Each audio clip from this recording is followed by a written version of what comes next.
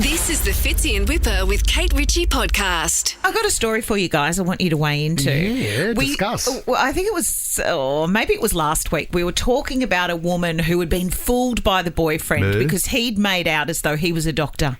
And she goes into Taco Bell and he's standing behind the counter. It turns out it was a big lie and now she doesn't know whether to trust him and whether, in fact, she's in love with the guy that works at Taco Bell or whether she was in love with the doctor. Because they didn't end up talking about it, did they? No, and I don't have a follow-up to that story. I don't need one. I didn't want one. No, don't tell me any more on it. But in relation to finding love, is it truly the person? Do their choices define them?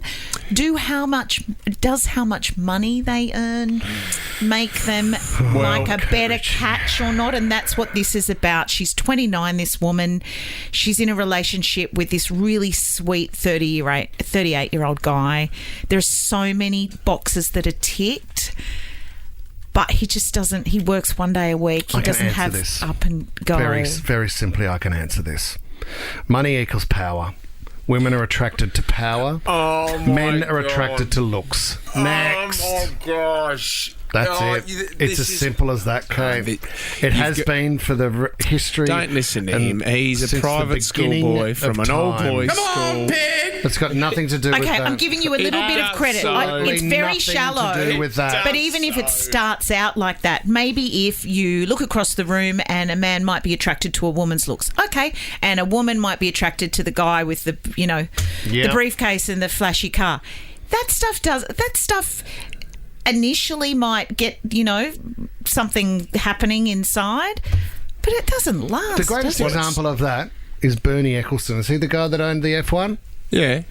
And? Have a look at him. He's about 4 foot tall.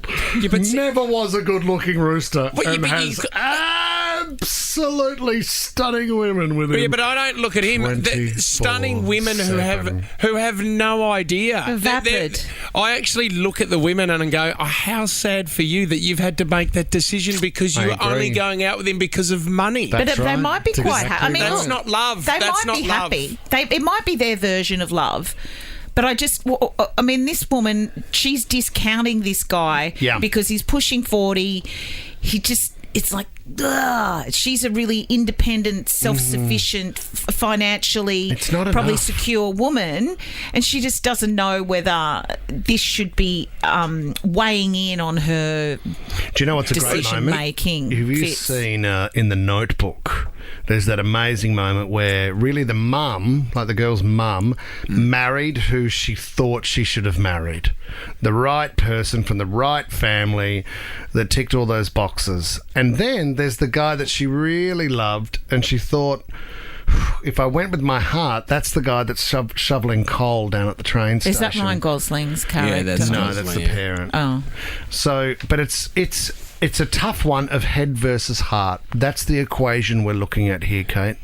And you need to make that. She needs to make that decision. Do I follow my head or my heart? Well, the only thing you have to question is, does he have a work ethic? That's the thing. If he's only working one day a week, refuses to work anymore. Sounds like a slob. He could be he could be a lovely guy, but is he prepared? Obviously, if he's not working and doesn't have that ethic to do that, Kate, do you question sort of that side of him? Whether it's much more broad, so it's less about how much money you've got and whether, given the opportunity, you've got up and go. I mean, look at us. We work till 9 o'clock every day.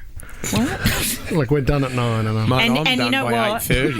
You're not working. You're complaining for 3 hours. I'm not. I'm entertaining the entire city for 3 hours every day, free of charge. It's a shallow move. Sounds like you're a bit shallow, Kate, in your Gucci sandals. I don't have Gucci sandals. I actually don't. Sorry, they're Chanel. They're not. What are you even talking about? Fitzy and Wippa with Kate Ritchie is a Nova podcast. For more great shows like this, download the Nova Player via the App Store or Google Play. The Nova Player.